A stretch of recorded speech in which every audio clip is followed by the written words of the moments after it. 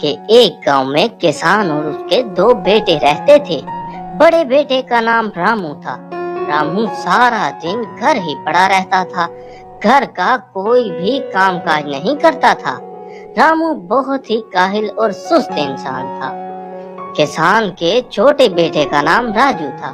راجو سارا دن اپنے باپ کے ساتھ باغ میں کام کرتا اور گھر کا بھی سارا کام کاج کیا کرتا تھا۔ راجو بہت ہی نیک اور سیدھا سادہ انسان تھا، لیکن کام کے معاملے میں بہت چست تھا۔ ایک دن کسان کی طبیعت بہت زیادہ خراب ہو گئی۔ کسان بیماری کی وجہ سے مر گیا۔ اب گھر کی ساری ذمہ داری بڑا بیٹا ہونے کی وجہ سے رامو پر آ گئی۔ رامو باغ میں جاتا مگر وہاں آرام سے بیٹھا رہتا اور سارا کام چھوٹے بھائی راجو سے کرواتا۔ پھر آہستہ آہستہ راجو گھر ہی بیٹھ گیا اور سارا کام چھوٹے بھائی راجو پر ڈال دیا۔ رامو چھوٹے بھائی پر بہت ظلم کرتا اور سارا پیسہ اور منافع خود رکھتا، چھوٹے بھائی کو کچھ بھی نہیں دیتا تھا۔ ایک دن چھوٹے بھائی راجو نے رامو سے کہا، رامو بھیا، آپ سارا دن گھر میں فضول بیٹھے رہتے ہو، کم سے کم گھر کا تو کوئی کام کر لیا کرو۔ میں سارا دن باغ میں تھک کر آتا ہوں، پھر گھر کا کام بھی ویسے کا ویسے پڑا ہوتا ہے۔ بس زیادہ باتیں مت کرو۔ اگر تمہیں لگتا ہے میں فضول بیٹھا رہتا ہوں اور کوئی کام کاج بھی نہیں کرتا تو تم الگ ہو جاؤ، اپنا حصہ لے لو، دیکھ لینا میں تمہارے بغیر بھی زندہ رہ جاؤں گا۔ ارے نہیں راجو بھیا، میرا مقصد یہ نہیں تھا۔ بس ہمارے ابا جان صرف 3 چیزیں چھوڑ کر گئے ہیں، ایک باغ، دوسری گائے اور تیسرا کمبل۔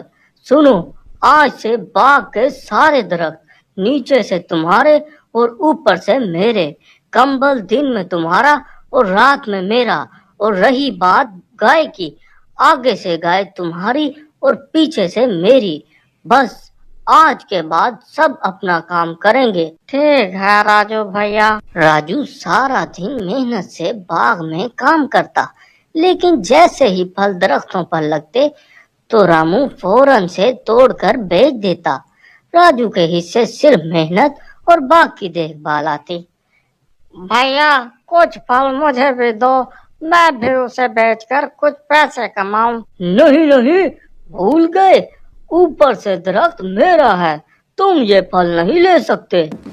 راجو چپ کر کے گھر چلا گیا اور گھر جا کر جیسے ہی گائے کا دودھ نکالنے لگا تو فوراً سے رامو بولا، تم یہ دودھ نہیں نکال سکتے، تمہاری گائے صرف آگے سے ہے، پیچھے سے گائے میری ہے۔ راجو سارا دن محنت کرتا، باغ کی دیکھ بھال کرتا، گائے کے کھانے پینے کا خیال کرتا، مگر راجو کے حصے کچھ نہ آتا اور رات کے وقت راجو بغیر کمبل کے سردی میں سوتا، جبکہ رامو ساری رات کمبل میں آرام سے سوتا۔ اگلی صبح راجو جنگل میں بیٹھ کر اپنے آپ سے باتیں کرنے لگا، ارے کیا ہے، میں اتنی محنت کرتا ہوں، مجھے تو کچھ بھی فائدہ نہیں ہو رہا، نہ تو پھل ملتا ہے اور نہ ہی گائے کا دودھ، اور تو اور ساری رات بغیر کمبل کے سردی میں سوتا ہوں۔ راجو اپنے بھائی کے سلوک سے بہت پریشان ہو گیا اور جنگل میں ایک بزرگ سے ملنے کے لیے چل پڑا۔ راجو نے بزرگ کے پاس جا کر اپنے بھائی کے ظلم و ستم کا سارا ماجرا سنایا۔ بیٹا، میں تمہیں ایک ترکیب بتاتا ہوں، تمہارا بھائی ایک دن میں ٹھیک ہو جائے گا۔ راجو بزرگ سے مل کر گھر آیا اور گھر آ کر چپ کر کے سو گیا۔ اگلی صبح راجو گائے کے پاس جا کر اس کا گلا کاٹنے لگا تو رامو کہنے لگا، ارے یہ کیا کر رہے ہو، پاگل ہو گئے ہو کیا؟ بھیا، گائے آگے سے میری ہے، میں جو کچھ مرضی کروں، یہ ویسے بھی دودھ تو مجھے دیتی نہیں ہے، میں فضول میں اس کی دن رات خدمت کرتا ہوں، آج اسے کاٹ کر خود بھی گوشت کھاؤں گا اور گاؤں والوں کو بھی گوشت کھلاؤں گا، कुछ तो फायदा होगा इसका। अरे नहीं नहीं, गाय को छोड़ दो, कल से एक वक्त का दूध तुम्हारा और एक वक्त का दूध मेरा, और एक वक्त खाना तुम डालोगे और एक वक्त मैं डालूंगा, लेकिन खुदा का नाम लो, गाय को छोड़ दो। गाय का मसला हल करने के बाद फिर राजू कमरे में गया और कंबल पर पानी डालने लगा। अब ये क्या कर रहे हो? भाई दिन के वक्त ये मेरा है, मैं जो कुछ मर्जी करूं, रात को तो फायदा देता नहीं, जो असल सर्दी का वक्त होता है। भाई कंबल को गीला मत करो, आज से एक रात तुम्हारा और एक रात मेरा। रामू अब समझ गया कि मेरा छोटा भाई बहुत समझदार हो गया है। राजू कुछ देर बाद बाग की तरफ निकल पड़ा। राजू के पीछे पीछे रामू भी चल पड़ा कि अब बाग में जाकर राजू क्या करता है।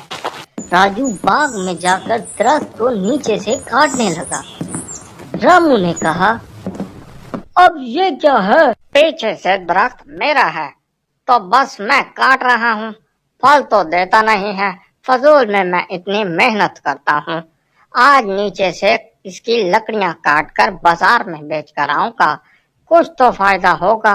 अरे भाई ना करो, मुझे माफ कर दो, आज से आधे दरख्त तुम्हारे और आधे मेरे, हम दोनों मिलकर बराबर की मेहनत किया करेंगे। राजू ने बुजुर्ग की मदद से और अपनी समझदारी से अपने जालिम भाई को सबक सिखा दिया और अपनी बकिया जिंदगी आराम से और हंसी खुशी से गुजारने लगा।